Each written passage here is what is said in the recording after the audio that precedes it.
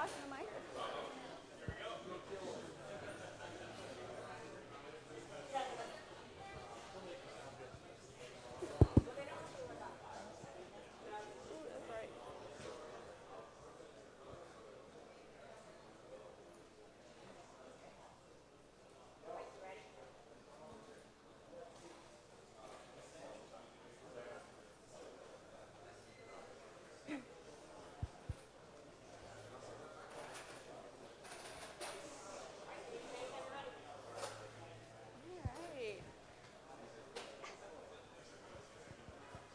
Welcome, and thank you for joining us for our annual stockholders meeting. My name is Jacqueline Stock, and I am the Chief Executive Officer for Manufacturing Speed for the Track. I'm Jocelyn Patterson. I'm the Chief Marketing Officer. And this is Connor Fitzgerald, our Chief Engineer. He'll answer any technical questions you might have at the end. A little bit of background before we get started. I got my start in autocross by building my own cars in my dad's garage. After several successful races, people started coming up to me asking, "How do you do it?" Some even asked me if they could buy my car, which really got me thinking, I could turn this into a career. So I brought Jocelyn on board to help with market research. In 2012, we founded our company, Manufacturing Speed for the Track. We began racing back in 2007, and with our passion and drive, we created the growing company that we have today, with the primary focus to dominate autocross. And we have done just that, with 5 first-place finishes in the past few years of competing. And now, after 7 years of research and development, we are proud to introduce Annie. Here's one of her many test drives to maximize her potential.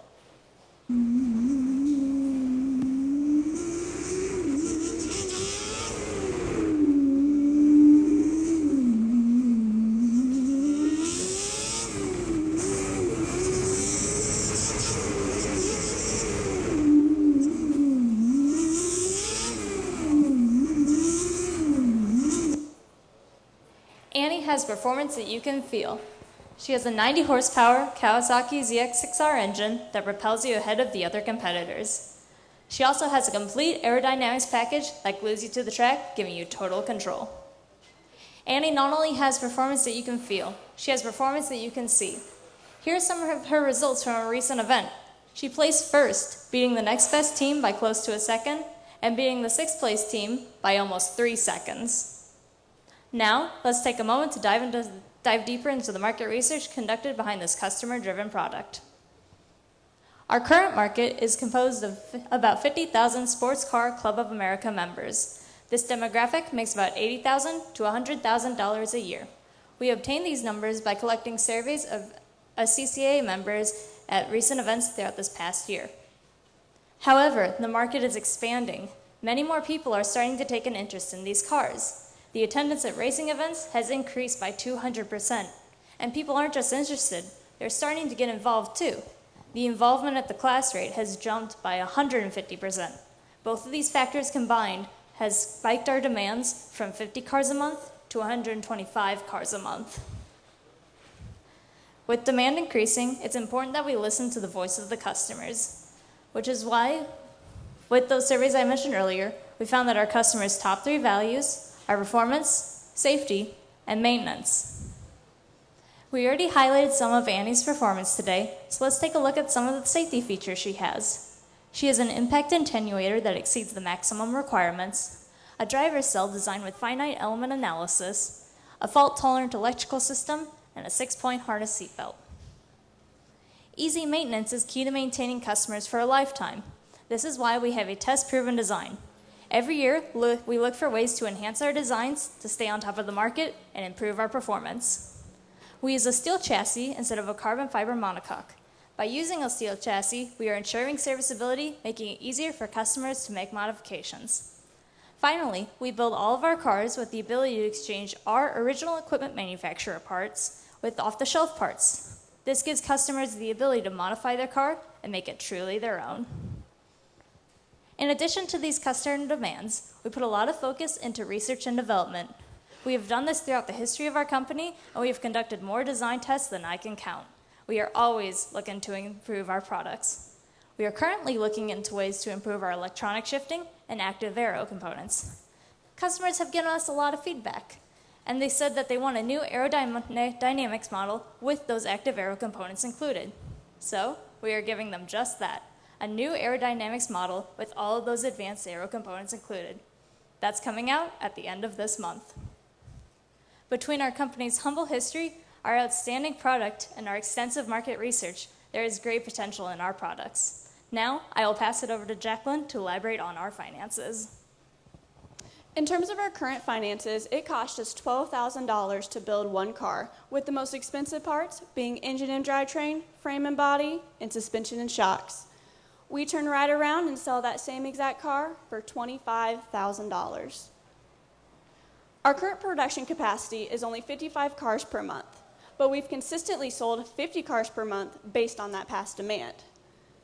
And like Jocelyn said earlier, that demand is increasing. So our new capacity we would like to meet is 200 cars per month. In fact, our projected demand is just 25 cars in just the first 2 years. Now I'd like to discuss the plan to meet this demand. Our current problem is our production capacity.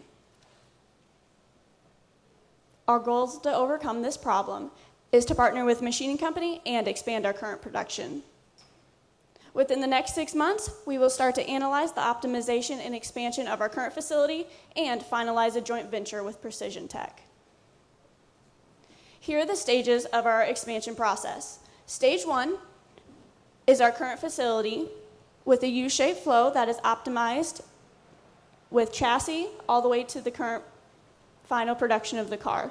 Stage 2 is that same production, keeping the same production while the expansion is processed. While the expansion is in process. Stage 3 is our new facility in its optimized state with the same process but a whole new flow optimized to produce those 200 cars. Like I stated earlier, our second goal was to partner with a machining company, and we found that in Precision Tech. Not only are they looking for a company to partner with, we are looking for them to collaborate on a joint venture and contract. Our contract with Precision Tech would be for 10 years. They would machine parts between 100 to 200 cars based on their demand fluctuation. In fact, this would lower our overall costs by 11%. At year 3, we will have our expanded facility and its optimized layout to produce our new demand. Our long-term agreement with Precision Tech will lower our cost per car to $10,500 just after 1 year.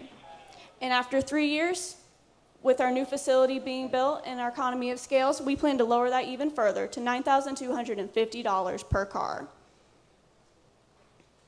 But we can't do this without your help. We are seeking a $1.1 million investment with a 15-year note on a 20-year amortization schedule.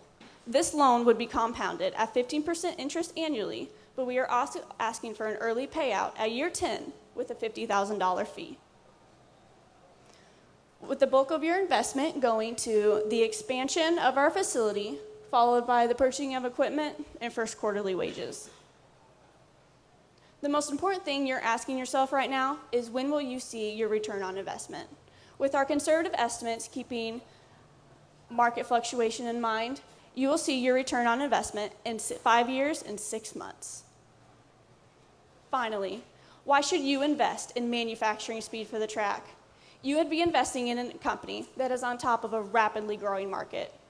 We are seeking this investment because our current demand is exceeding our capacity, making us a very safe investment. And finally, we are looking forward to a partnership with you to continue to grow. We would like to thank you again for joining us today. At this point in time, we would like to open it up for questions.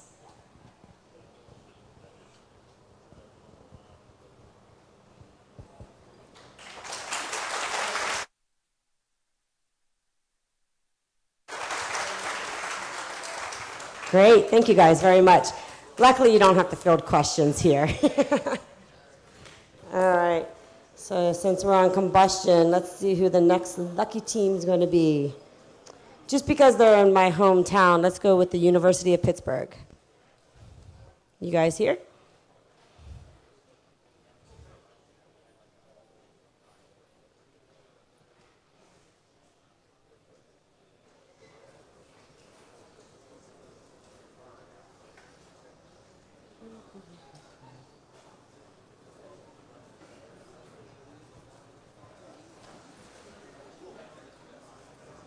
University of Pittsburgh.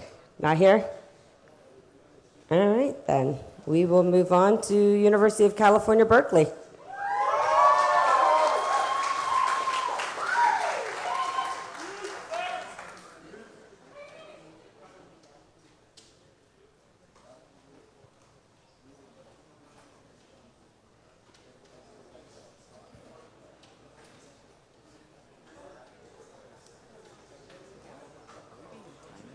Sorry? Are we being timed?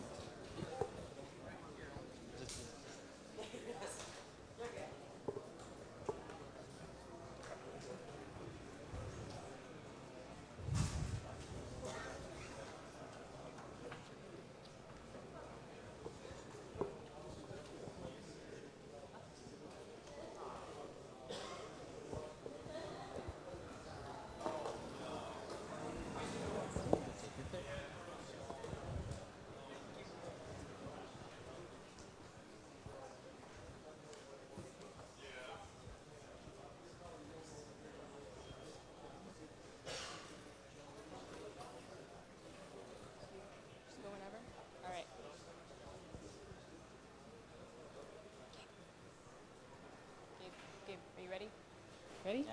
Yeah, let's do this. Woo. All right. Welcome, everyone, to the Berkeley Formula Racing Shareholder Meeting for 2019.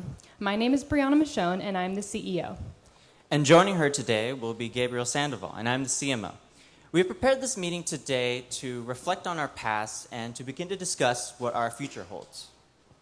So we'll start with a quick overview of the current state of the company. Make sure this thing is on.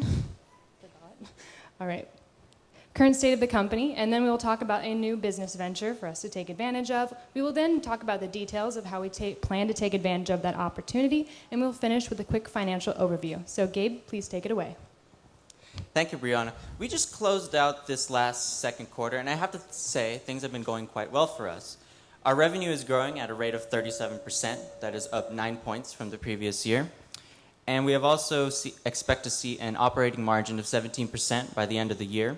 We are currently investing $12 million into research and development because we believe that we constantly need to improve our technology, improve our product and improve our technologies. And we also expect to see $14.47 in earnings per share by the end of the year. Our market share has been growing quite consistently in these past few years. At the 2018 SCCA Solo Nationals here in Lincoln, Nebraska, our car saw a total of 94 entries, and this accounted for 6% of the total vehicles on the track. And this percentage rivals other vehicles such as the Mazda Miata, Subaru BRZ, and the Chevrolet Corvette. And I'm going to pass it over now to Brianna to discuss an exciting new business opportunity for our company. Thank you, Gabe. So we've definitely gathered a lot of momentum coming out of this last quarter, and with that, I'm excited to introduce this opportunity. Years ago, our company was founded on the philosophy of speed and performance, and we have that chance to grow our company, to grow our vision, and to develop young talent. I'm personally very excited about this since I've had over 10 years of experience in the karting industry, but the news is that our cars have been approved for karting events across the U.S. starting in January of 2020. This is important to us because it allows us to fulfill our mission of bridging the gap between young drivers and the next level of professional racing. So let's take a look at what this new customer looks like. These two markets are actually quite similar because they both like to attend professional races, they both have incomes over $100,000, and they both follow car-related social media. So because of this, we have deduced that we do not need to adjust our marketing strategy very much because the behavioral patterns of these two groups are actually quite similar. There are two key differences, though. The first one is that karters are much younger, and the second one is that karters are also more career-oriented. So we do need to adjust our marketing strategy to adjust to a younger audience, and we also need to keep in mind that karters are also looking to go into the next level of competitive motorsport. And we need to make sure that as a company, we are doing the best we can to contribute to their goals. From our research, we have seen that there are about 25,000 people in the karting industry. When we narrow our focus through things such as age, experience or household income, we are left with 5,000 people. Out of these 5,000 people, we have actually identified 2,500 to initially target. We've performed extensive market research on this group, and we've found that Carters are actually likely to spend 3 to 4 times more on parts, services, and upgrades when compared to our Autocross customer.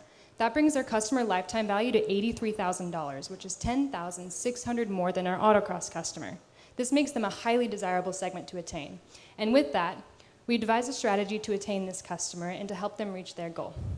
So, with that, I missed a slide. So, we think that this customer wants to go to the next level, and we've actually want to bridge that gap because there's a big gap between karting and professional formula racing, often caused by the high cost it takes to maintain and race a formula vehicle. So like I said, we want to bridge that gap and bring karters to the next level. With that, we'd like to introduce to you Formula BFR.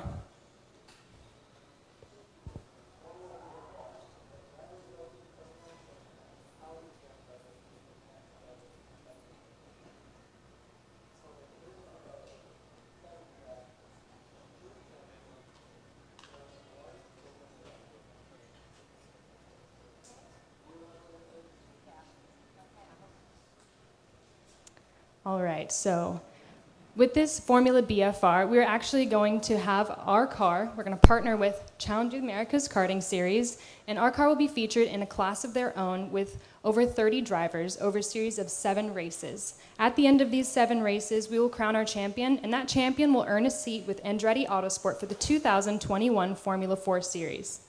This is a very exciting partnership that we've attained, and we are really proud that we can help bridge this gap. We are very excited for this new series, but first we need to get the word out.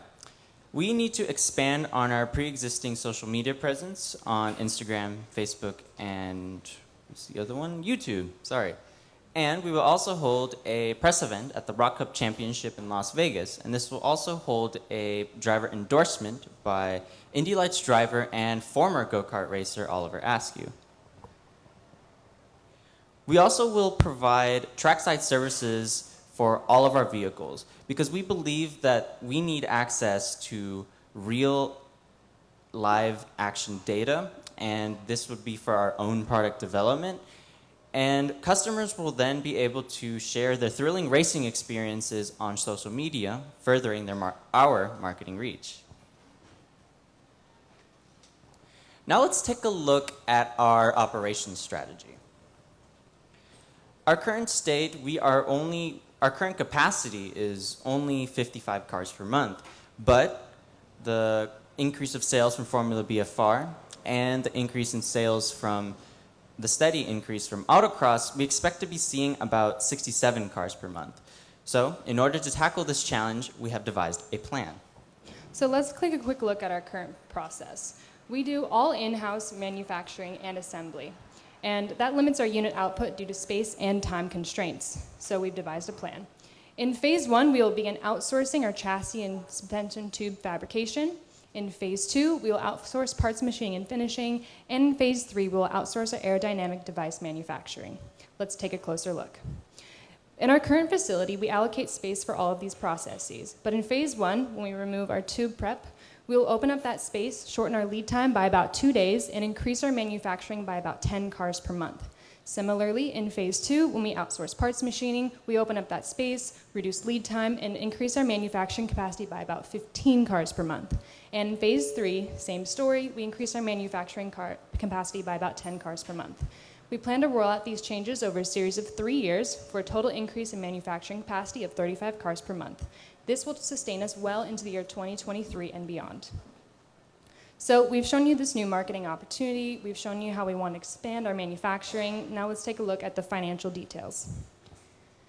We currently have a variable cost per unit of about $16,133. With fixed costs at $4.7 million and a selling price of $35,000, our break-even point is about 280 cars, keeping in mind that manufacturing costs are expected to increase by about 10% due to outsourcing. We are currently selling over double that, and we actually expect a net income of $2.9 million in the year 2020. So for you as shareholders, that means that we have some big opportunities ahead of us. If we're able to take advantage of this new market and expand on manufacturing, you can increase substantial increases in your earnings per share. In fact, in 5 years, your earnings per share will increase to $45. Now, if we aren't able to take advantage of this new market and we only increase on manufacturing, your earnings per share will increase to $32 in 5 years. If we're successful in both of these endeavors, our company valuation is at $5.7 million in 5 years, best case scenario. Now, if we aren't able to reach the market cap that we hope for, our company value will only double to $2.6 million in 5 years. Our current financial statements tell us that we only have enough cash to cover our current expenses. So any sort of expansion will require additional financing.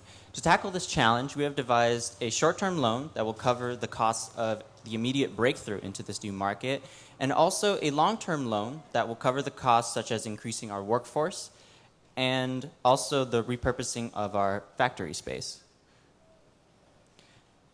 Today we have shown you that our company is doing very well and trending in a positive direction. We have shown you this new business venture, and that we genuinely hope that you support it. We have also shown you our plan to tackle the challenge of the operations that will be required by Formula BFR. And I would like to say that our company is very strong, and our future is very stronger. Much stronger, sorry. Thank you.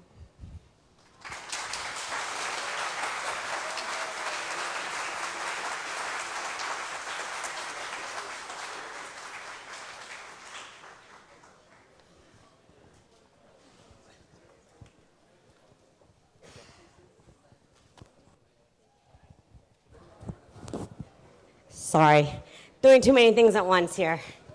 All right, thank you. So we'll go ahead and award. Don't be taking my podium yet. No, I'm just kidding. All right.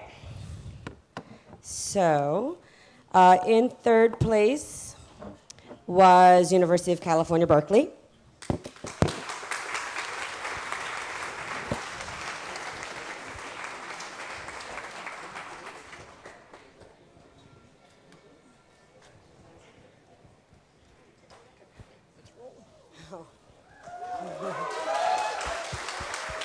Thank you, guys.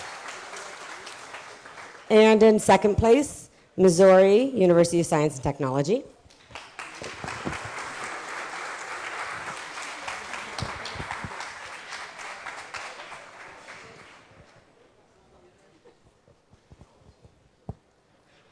And unfortunately, they're not here, but in first place was University of Pittsburgh. So now we'll go on to the electric cars. Unfortunately, California Institute of Technology lost their presenters, so they won't be able to present. However, we have 2 representatives here. So let's go with University of Manitoba.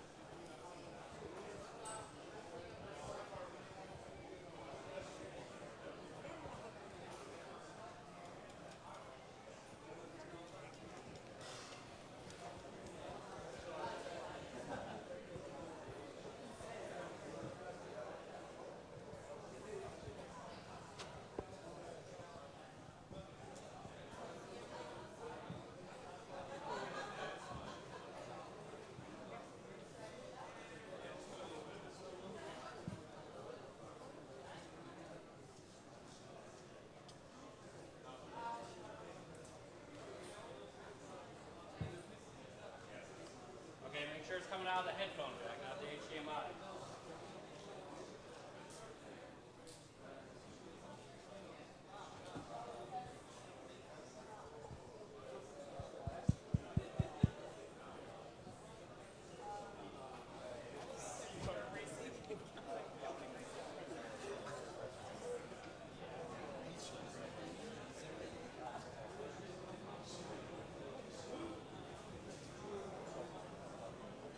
Try hit play.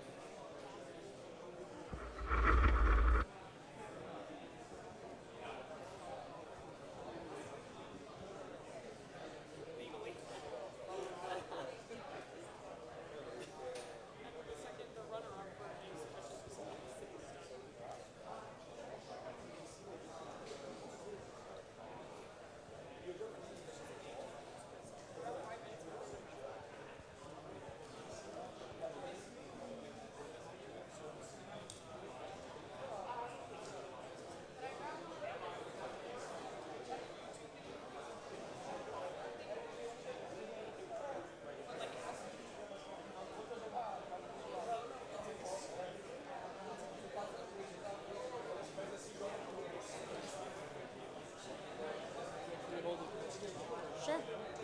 Make sure you hold it close to your mouth. Okay, sweet. That's what I'm gonna say.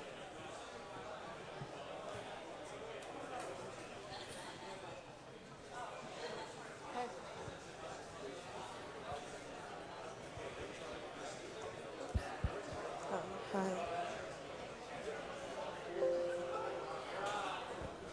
All right, so I guess we'll get started. Good evening, everyone. My name is Faria, and alongside me here is Mercy. Thank you all so much for coming to our annual stockholders meeting. Over the past 7 years, our company has shown immense growth, and we are so excited to share with you our future plans. But first, let's take a look at our current standing. With your current 15% stake in our company, you've helped us sell 600 cars in closing 2018 alone. That's a revenue of $5.3 million with an income of $1.3 million. We closed the year with a 24% profit margin as well as steady 10% growth year upon year thereafter. And with the recent class rates exceeding 200%, we are so excited to share with you our future business proposal for 2019.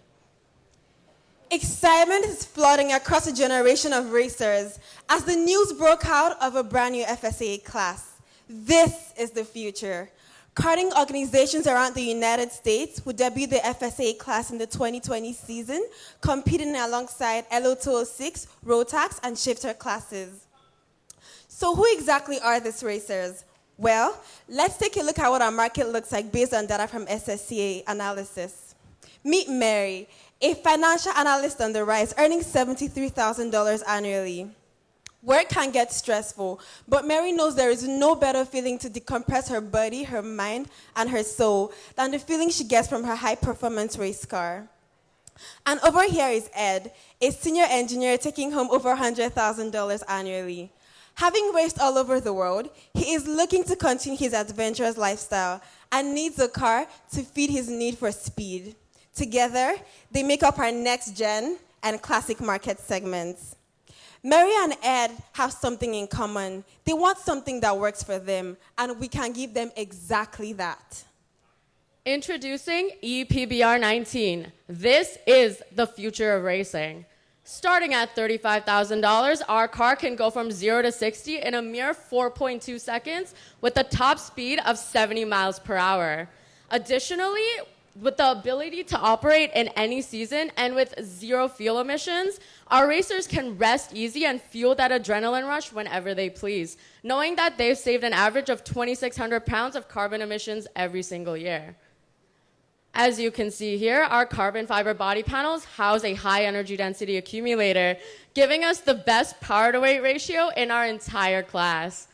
Additionally, our powertrain, that is an innovative design, houses a dual cooling unit circuit. This gives all of our racers efficient transmission and traction control so they can feel that G-force around every corner of that track.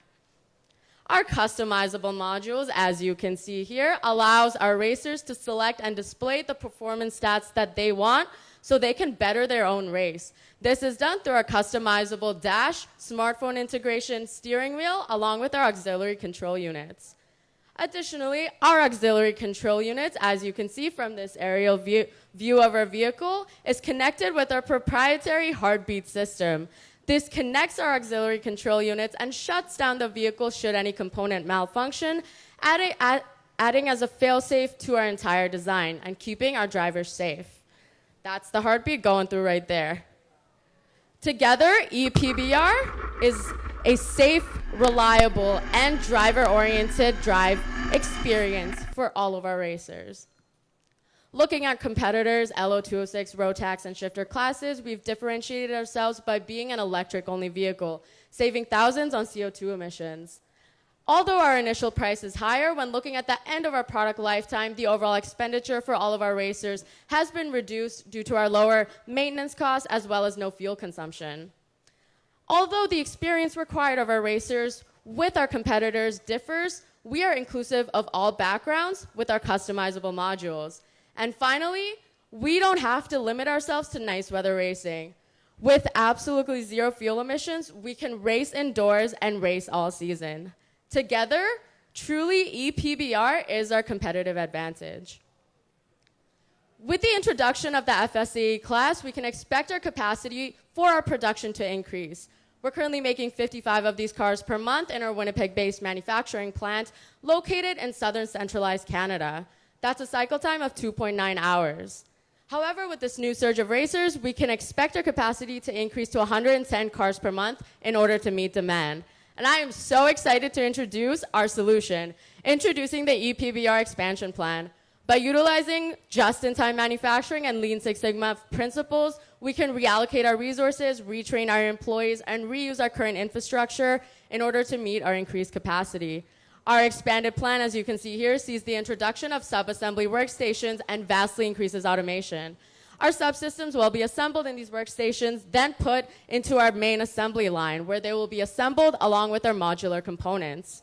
Together, this refined system will meet the high standards of all of our racers. And not only that, it reduces our cycle time by 50%, giving us a production capacity of 5.5 cars per day, which easily meets our new demand.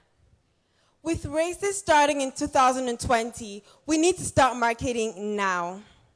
With 3.48 billion of our racers currently in the digital age, we have created a dominant digital presence in order to engage, reach, and generate leads with an expected conversion rate of 15%. That is 6 new FSA enthusiasts every single week. Not only that, but with Google Analytics and LinkedIn algorithms, we're able to create and deliver specific content to our desired market. Rounding out our marketing strategy is in-print advertisement. This way, we're able to reach our next-gen and classic market segments. Online sales comprises of 65% of our total sales. The other 35% comes from experiential marketing. We captivate the adventurous spirit of our racers and bring them to their local dealerships in order to give them that luxury showroom feel. Not only that, we want to give back to our community through our youth mobility program. From assembling race cars like Lego blocks to CAD modeling and 3D printing race cars, our program is designed to cultivate interest. This way, we create an impactful generation. Our sales are but what's the point of gaining racers you can't keep? Retention is key. So our PBR app gives our racers real-time performance stats in order to boost their prowess on the track. Also, we have a live search box where our racers are able to ask any question anytime and get instant help from our live specialists. And finally, we've created a virtual racing league where our racers can race whenever they please. So Mary is able to build her race car, customize her track, and take the race out of the track. This way, Mary is able to distress during lunch break on the app. Our sales are projected to grow by over 20.4% over the next couple of years, with over 1,600 cars in only 2025, as you can see in the graph above. Also, our cash flow is projected to grow steadily over the next couple of years, with peaks in the second quarter of every year, which is due to high sales in the summer seasons. Also, we attain even cash flow later in the third quarter of 2019. And this will result in an exponential growth of our total cash flow, as you can see above. And this would open countless doors to us. But let's talk about what really matters. Our investment breakdown is as follows, with most of our funds going to our equipment and our facilities. And this is because our company believes strongly in automation, and we also believe in incentivizing our workforce through creating a state-of-the-art facilities. The total cost of taking advantage of this FSA option is $5.5 million. However, through leasing excess capacity, environmental stewardship program, and recycling program, we're able to fund $3.6 million of this fund, leaving you with $1.9 million investment to give you a 5% additional investment in our company. So your current 15% investment plus a 5% additional investment gives you a total of 20% stake in our company. Let's bring this home. Your $1.9 million investment in our company gives you an additional 5% stake in our company. And with your current 15%, you have a whopping 20% stake in our company. Our company, valued at massive $9.4 million, is reflective of our growth over the past couple of years. And our growth is your benefit. Therefore, your dividends will grow by 4% over the next couple of years. This is your opportunity. Take it and seek investment. Thank you so much for your continual support in our company. We truly appreciate this. Thanks.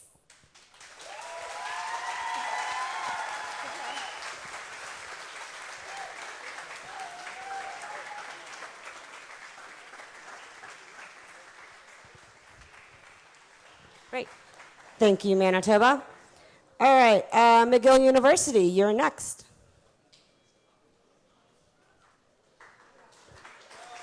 There you go. Cheer for your team. I guess I can give you that because.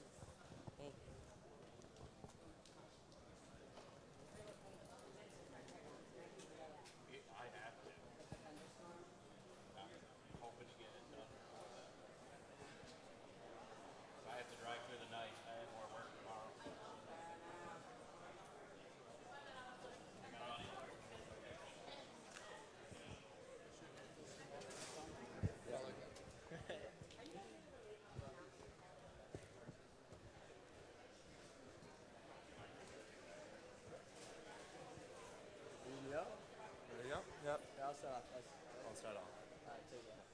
Hello, everybody. We are ecstatic to have you here today as we present the future of McGill Formula Electric. But before we do that, let us introduce ourselves. Me, I'm David Green, the CFO and co-founder of McGill Formula Electric. And I'm the CEO, Benjamin Munt. And we have spent the last 10 years dedicated to producing the best performing electric cars available. And our dedication has paid off. We have seen unprecedented growth since our founding at both the national and local level at 150 and 200% respectively. We've cultivated a series of weekend autocrossers who love our product for its reliability, performance, and affordability. But this new vote has opened a completely new market for us. Right now, we're competing in the autocross market, where my clicker doesn't work, and we are offering a high-performance, low-cost vehicle. But now we're moving into the karting market, where we're going to be offering a high-performance, high-cost vehicle in a market that is historically more cost-sensitive. But who exactly is this market? Well, we got about 500,000 strong. 80% of this market is male with an average income of $25,000 to $55,000 annually, and the age ranges from 18 to 45 years old. Keep in mind that the lower end of the spectrum tends to be the karting users, which is what we're trying to target here. Furthermore, I'd also like to note that our demographic also includes the U.S. market. Right now, we've already have an established dealer network and an agreement with U.S. tariff system. So we're essentially trying to sell a car with the U.S. Canadian exchange rate to provide a car that is more affordable for the U.S. citizen. Should be noted here the difference between the autocross market and the go-karting market is that consumers tend to be younger and they tend to make less money. However, they are growing and getting wealthier. What we're trying to do here is position ourselves by creating a luxury car that appeals to an entire market but is only purchased by a higher end consumer. What we're trying to do is essentially create a sense of brand status or brand equity, if you will. We hope that as a consumer grows older, they'll gain wealth and wish to purchase our car rather than the competitors. Now, right now the market is used to a very simple product with a lightweight space frame, a rudimentary powertrain, and little to no devices dedicated to performance analytics. But for our entry into this market, we have developed a brand new product, one that it has unrivaled performance in its class. And with that, we introduce McGill Formula Electric 20. This fully composite monocoque car reaches a 0 to 100 km/h speed of a track-proven 3.14 seconds, far faster than anything in the go-kart market today. And in addition to that, our lightweight carbon fiber monocoque gives you ample room for your arms, legs, and even your belly. A fully customizable seat, Motec dash, and pedal tray allow for unparalleled comfort. In addition, our sensors give us the best in performance analytics. This is truly a car that grows with you. And an MFE doesn't just grow with you physically, like my colleague mentioned. It also grows with you as you develop your racing experience. We have an unparalleled level of data acquisition, and to do that, we have developed a new interface called JC. Meet JC. JC will assist you through it all, from purchase to maintenance to tuning to training and even competing. It has two main interfaces. The first interface is for vehicle diagnostics. Here you can learn how to tune and fix your cart, read forms, purchase parts straight from the apps, and hey, if you can't figure it out, we can send a tech right to you. The second interface is an incredibly interesting on-track assistant. And honestly, I still don't understand how our software guys do this. It's quite amazing. Pretty much what it does is it analyzes your statistics at every corner and every straight of every second on that track. It tells you where you're slow, where you're quick, and what you can do to even save pack energy, decrease those times. It'll tell you where to accelerate, decelerate, and turn, and at what angle to do so. The most crucial part about this is as our customers go around the track, they're creating a sense of community even when you can't attend events. This level of training and data acquisition truly lets customers become kings of their own success. But how are we going to do this? How are we going to ramp up production and keep our total cost the same or just slightly higher? Well, first, we're going to hire and train additional staff in the manufacturing of MFE 20. Next, we're going to purchase additional equipment to allow us to bring our manufacturing capabilities in-house. This means 5 new CNC machines and 5 new autoclaves. With growth expected to accelerate at its current rate, we plan to lease an additional space right next to our current building to outsource to that other building the less crucial components, such as the aerodynamic elements. We'll move these new CNCs and autoclaves right on the floor next to our design area. That way we can keep quality control high, and if there's any errors, we have the engineers 30 seconds away to implement that change. Now that you know the product we're offering and the market we're looking at, let's talk about our short, medium, and long-term plan that will ensure seamless growth into the market. In the short term, we're going to be hosting track days at local tracks and driving schools that have offered to have us as a series. By doing this, we're offering customers a high-end experience when they get into our carts, further allowing them to associate our brand as premium. In order to market these events, we're going to be using social media blasts through influencer accounts as well as popular social media and targeted advertisements. In the medium term, we plan to introduce a revolutionary lease and buyback plan. Essentially, targeted tracks in key markets will be allowed to broker our cars and lease them right to a consumer on track or any party who's interested. We, as a company, know this proposes very little risk to us, as we've seen it proven in the autocross market and in the automotive industry as well. We'll also plan to implement a buyback plan. So essentially what this does is allow a consumer to take the leased MFE and trade it in for a future model MFE. In particular, this as well poses minimal risk to us because we already will establish a service network where a technician will go bi-weekly to service this car. He will keep a log of that servicing, and also we have a great history of 7 years of our car that keep its resale value quite high.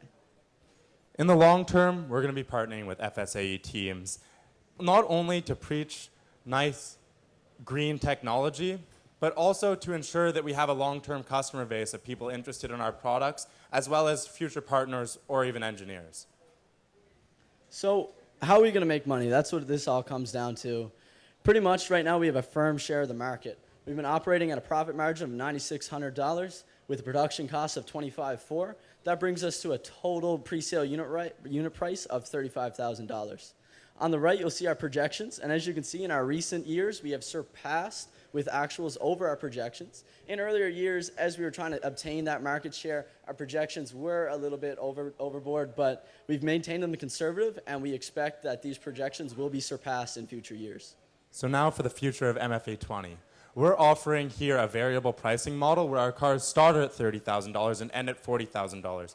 The important thing here to note is when you look at our production cost numbers, they only vary by $2,000. This is because our additional elements and accessories we can manufacture at a low cost while selling at a high cost, allowing us to keep our high profit margins even when we offer an entry-level product. On the right here are our projected sales for the next 5 years. Just to add on to what my colleague said, we know that this, I guess you can call it adjustable unit price or almost an add-on package, will work exceptionally well. If you look at to our least competitor in the market, the Briggs & Stratton, they are pretty much, you just buy the cart, you have it for 2 years, and you outgrow it. You look at the Rotax series, that works exceptionally well for them. You start out with the Rotax Junior, you move to the Rotax Junior Max, and you use the Rotax Max and Rotax Max Senior. So it's worked for them. We know it's going to work for us. Furthermore, projections here have been calculated using the exact same projection theory we have used before, so we're confident this is conservative and we will have no trouble obtaining those numbers. But in order to do this, we need to grow, and to grow, we need to obtain debt. Essentially, we're going to need approximately $1.2 million in debt at a 4.9% APR from the CDIC Bank of Canada. On our left, you can see that this debt will be paid off in just 1 year, and in a total of 5 years, we'll be operating at a gross revenue of 50 million Canadian dollars. The important thing to note here is that our debt never close to exceeds our value of capital. We're making an investment mostly in capital, so if our projections go wrong, we can liquidate that capital and make sure that interest doesn't spiral out of control. So just to conclude everything here, we're going to be requiring about $1.2 million in debt. It's actually around 1.148 if we're getting particular. In 5 years, we're going to get up to a 49% profit margin, producing 90 cars a month for a total of 1,080 cars yearly. And with that, we close the floor and open the door to questions.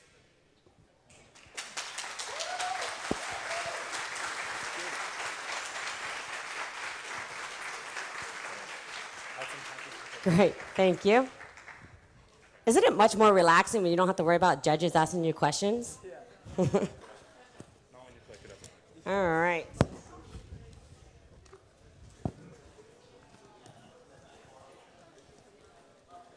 So let's go on with the awards. So in third place, we have car number 202, McGill University.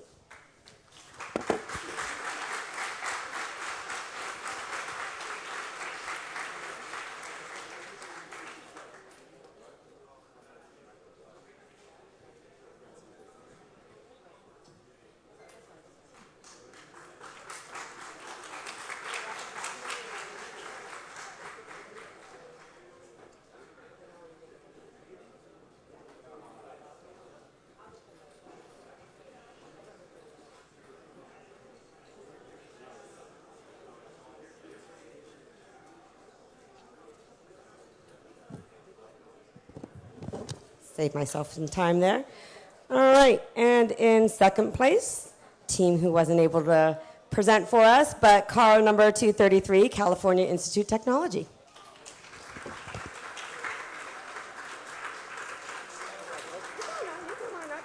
You're not the presenters, I know, but team still earns the stage.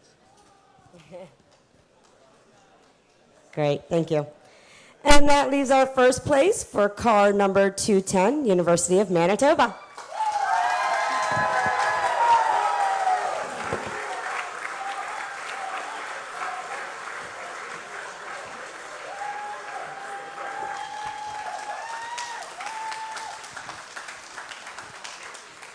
You know, I do have to say, I was out there listening to you guys, and one of the design judges, who was a past competitor, came through, and he caught a glimpse of two of them, and his comment was, wow, those have come a long way since I last competed. So great job to all of you guys.